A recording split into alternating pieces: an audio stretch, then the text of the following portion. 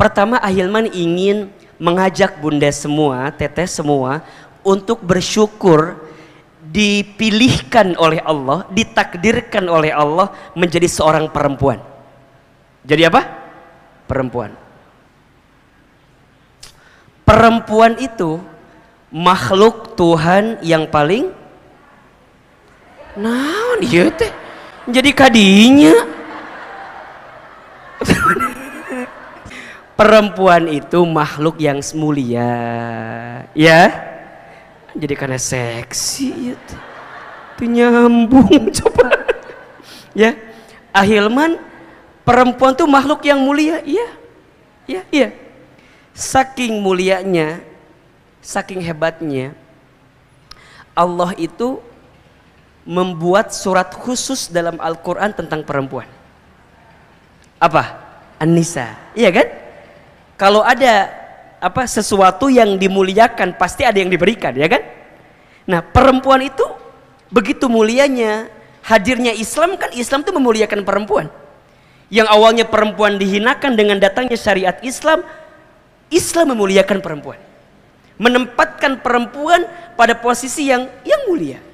Bahkan kalau kita mau bicara sejarah, ya, manusia pertama yang beriman kepada Allah dan Rasulnya adalah seorang perempuan. Ya, siapa namanya? Khadijah binti Khuwailid. Ya, manusia pertama yang menempati Masjidil Haram, ya, masjid yang paling mulia di dunia adalah perempuan. Siapa? Siti Hajar alaihissalam. Ya, manusia pertama yang syahid di jalan Allah adalah seorang perempuan. Siapa?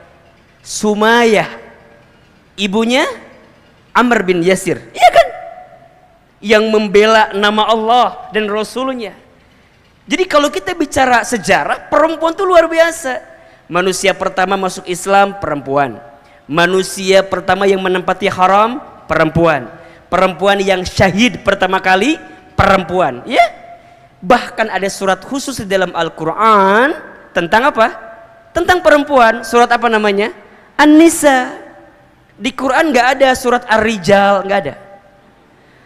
Kalau laki-laki itu langsung ditunjukkan namanya biasanya, ya kan?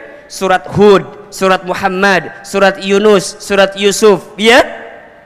Surat Ali Imran, keluarga Imran. Tapi kalau untuk perempuan dibuat dua, ada yang khusus namanya surat Maryam, ada yang umum namanya surat An-Nisa. Betul? Berarti perempuan itu mulia. Bahkan dijanjikan dalam sebuah hadis ada 4 perempuan. Ada berapa? Ada 4 perempuan yang dijanjikan masuk surga. Yang 4 perempuan itu nanti masuk kategori di beberapa segmen perempuan. Ada berapa tadi? 4. Ya, perempuan yang dijanjikan masuk surga itu ada 4. Siapa di antara namanya? Yang pertama siapa, tahu nggak? Oke, Khadijah binti Khuwailid. Khadijah. Yang kedua siapa? Asiyah binti Muzahim.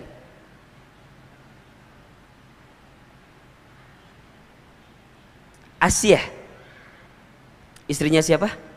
Fir'aun. Yang ketiga siapa? Fatimah Az-Zahra binti Muhammad sallallahu alaihi wasallam. Oke. Yang keempat siapa? Maryam binti Imran. Oke.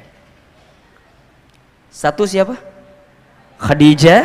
2 Asiyah. 3 Fatimah. 4 Maryam. Pertanyaannya, mengapa 4 perempuan ini dijanjikan masuk surga? Baik, jawabannya, perempuan ini punya sikap yang mendekatkan seorang perempuan masuk surga. Apa di antara sikap karakternya? 1 saja dulu ya, banyak tentunya, tapi 1, sabar. Apa? Sabar. Apa sabarnya mereka itu semua? Khadijah, seorang istri yang sabar. Sabar apa? Sabar punya suami yang soleh. Sabar punya suami seorang da'i, mujahid, kan begitu? seorang yang menegakkan agama Allah.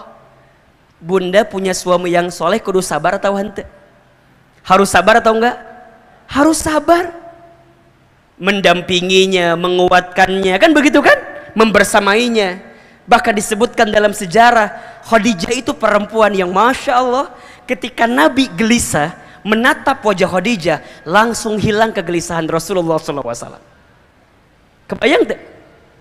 Satu kali dikisahkan, Nabi itu mendapatkan wahyu yang pertama di Gua Hira. Ya, lagi bertahan di Gua Hira, tiba-tiba datang malaikat Jibril kan? Apa kata Jibril? Iqra, Iqra, Iqra. Nabi lagi sendirian, keadaan gelap. Tiba-tiba ada yang bicara, Iqra, Iqra, Iqra. Takut atau apa enggak? Takut. Ke samping enggak ada orang, ke kiri enggak ada orang, ke depan enggak ada orang, ke belakang enggak ada orang. Lihat ke atas ada makhluk berjubah putih. Siapa yang datang? Jibril. Apa kata Nabi? Ma'an Nabi Qari, aku tidak bisa baca. Sampai kata Jibril diselesaikan 5 ayat Al-Alaq itu.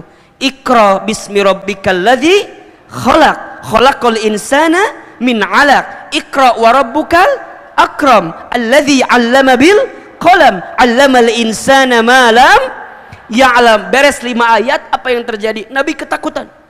Nabi lari sampai ke rumah, buka pintu, lihat Khadijah. Allahu Akbar. Setengah kegelisahan Nabi langsung hilang menatap wajah siapa? Khadijah. Apa yang Khadijah lakukan? Enggak nanya. Nabi kunaon? Henteu. Kunaon Rasulullah? Henteu. Nabi pas masuk apa kata Khadijah? Kelihatan takut. Langsung Khadijah meluk Nabi. Meluk kan gitu ya. Setelah dipeluk, Khadijah bisikin Nabi, wahai suamiku, jangan takut, ada aku di sampingmu. Kamu itu orang baik. Kalau di luar sana ada yang membencimu, aku yang pertama mencintaimu. Kalau di luar sana ada yang memusuhimu, maka aku yang pertama membelamu. Kata siapa itu? Khadijah. Setelah dipeluk, dibisikin, hilang semua kegelisahan Rasulullah SAW. Masya Allah. Ustaz mau tanya sekarang, punten. Kalau ibu yang ada di sini, punten, ini mah punten pisan. Kalau suami di kantor ada masalah, pulang ke rumah, lihat ibu, hilang masalah, tambah masalah. Halo, jawab, lain seri. Suami teh di kantor ada masalahnya, sampai ke rumah lihat ibu, hilang masalah tambah masalah. Kalau hilang masalah, insya Allah kita udah mendekati Khadijah lah. Tapi kalau tambah masalah, jararauken masih jauh ternyata kita teh. Makanya punten ya, ibu puntennya, iya punten pisannya. Kalau ibu fotonya sama suami disimpan di dompet, jangan kegeeran dulu. Ustaz, apa? Suami aku mah sayang banget sama aku teh. Emang kenapa? Ih, di dompetnya ada foto aku coba. Bunda, jangan GR dulu. Tahu nggak sih? Suami kita teh di dompetnya ada foto kita untuk menenangkan masalah suami kita. Maksudnya gimana? Kalau suami di kantor ada masalah, dia lebih tenang karena di rumah tangga lebih gede masalahnya. Apa? Oh, foto saya gitu. Jadi kalau bunda, kalau suami, masalah saya besar, tapi dia lihat foto ibu, tenang, ini lebih besar masalahnya. Jadi ulah waka GR heula. Satu kali Ahilman pernah tuh ngisi acara kan, kata Ahilman tuh di akhir sesi, besok bapak-bapak tolong bawa masalah yang paling berat dalam hidup bapak-bapak ya, gitu ya. Besok pagi masuk ruangan, penuh ibu-ibu di ruangan teh, penuh ibu-ibu. Saya teh kaget kan, ayah, itu kunaon kok banyak ibu-ibu begini? Kan kata Ustadz kemarin katanya bawa masalah yang paling berat dalam hidup saya katanya. Terus kumaha? Asal Ustadz tahu, iya masalah yang paling berat dalam hidup saya. Allahu Akbar. Jadi Khadijah itu sabar ya mendampingi Rasulullah SAW. Bahkan ketika Khadijah wafat, kemudian Nabi menikah dengan yang lain, Nabi pernah tidur kan, kemudian ngigo nyebutin nama siapa? Khadijah. Sampai Aisyah tuh cemburu kan? Cemburu dengan kalimat yang mungkin agak keras gitu ya. Kenapa engkau masih nyebutin perempuan tua itu? Bukankah dia sudah mati? Kira-kira gitu bahasanya gitu. Ya, apa kata Nabi? Iya, Khadijah telah meninggalkanku, tapi hatinya tidak akan pernah hilang dari hatiku. Kenapa? Karena Khadijah adalah orang yang pertama membelaku, orang yang pertama meyakiniku, orang yang pertama mencintaiku. Makanya mohon ya, punten, catat ya, status kedua nih. Catat. Siapin HP-nya, siapin. Ya. Untuk perempuan, untuk ibu-ibu ya, jangan sibuk mempercantik fisik. Kecantikan fisik hanya akan membuat laki-laki menatap. Tapi sibuklah mempercantik hati. Karena kecantikan hati akan membuat laki-laki menetap. Catat. Status hari Kamis malam Jumat ya tanya. Kecantikan fisik hanya membuat laki-laki menatap. Kecantikan hati membuat laki-laki menetap. Ya? Tapi kan Ustadz harus juga cantik fisik. Iya harus juga. Tapi kan tergantung skincare-nya eta mah. Eta mah tergantung perawatannya. Da cantik ganteng mah relatifnya.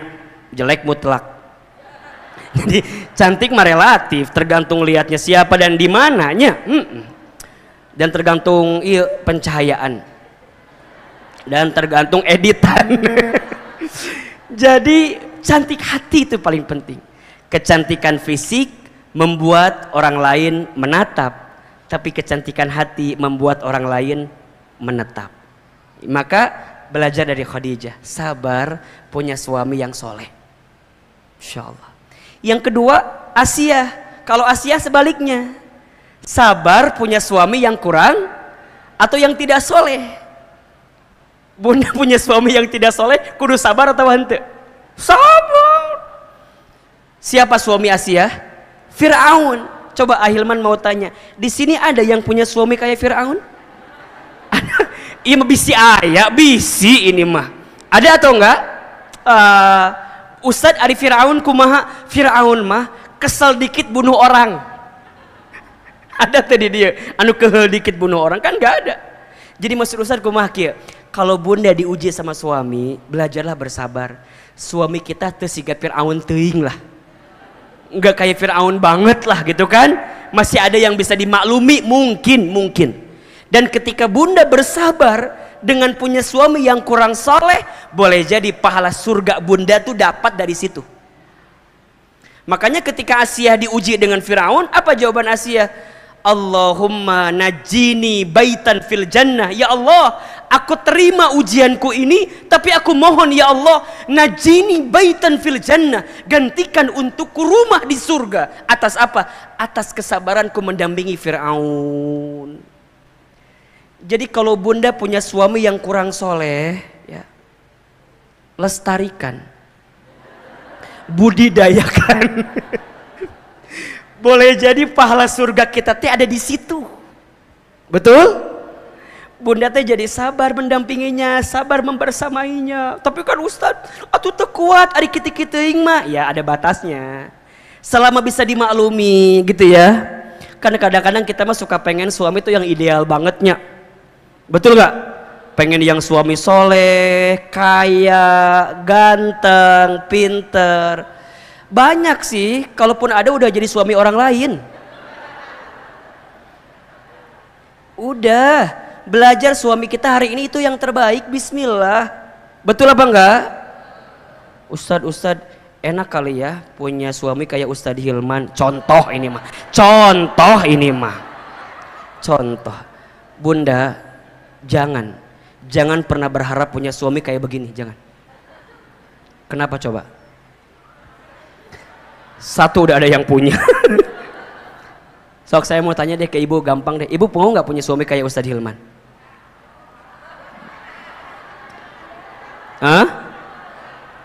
Mau atau tidak? Mau, iya. Ada yang nggak mau? Baik. Ibu harusnya jawab nggak mau. Kenapa? Karena Ustadz Hilman udah pasti nggak mau sama ibu, itu aja. Itu jawaban yang paling cepat itu jawabannya ya. Enggak mau. Jangan. Yang bahagia menurut di orang lain belum tentu bahagia di kita, betul? Jangan catat status hari ketiga ini. Si pohok ya. Jangan mengukur ukuran kaki kita dengan sepatu orang lain. Jelas. Eta we pesannya eta. Apa pesannya? Nggak ada pesan, itu aja. Jangan mengukur ukuran kaki kita dengan sepatu orang lain. Jangan mengukur hidup kita dengan hidup orang lain. Apa yang bahagia menurut orang belum tentu bahagia menurut kita, betul? Bunda nggak bisa bilang gini, enak ya punya suami kayak Ustadz Hilman, belum tentu. Bener. Iya, belum tentu enak, tapi enak banget. Belum tentu enak. Iya, harus siap ditinggal. Maksudnya bukan ditinggal selamanya, bukan. Ditinggal keluar kota, ditinggal ceramah. Betul nggak? Harus nggak cemburuan. Saya mah kebayang kalau istri saya cemburuan, nggak bubar. Atuh, coba misalnya ya minta foto A, foto B. Kalau istri saya cemburuan, sakit hati apa enggak? Ayah, jangan ceramah. Diimah ngus, diimah. Untung istri saya nggak begitu gitu. Makanya saya diselamatkan dari istri seperti ibu-ibu yang ada di sini. Saya bersyukur sama Allah, ya Allah, nuhun pisan. Nuhun ya Allah. Harus siap terima. Iya kan? Kan hari wajah gini mah kan banyak yang mau teh ya. Ini mah mungkin ya kan. Harus siap mental, siap deg-degan, siap kemudian ditinggal, siap kemudian harus nyiapin hati yang begitu kuat. Betul? Jadi maksud saya apa? Jodoh yang hari ini Allah datangkan di rumah tangga kita itulah yang terbaik yang Allah berikan untuk kita. Apapun ceritanya. Iya.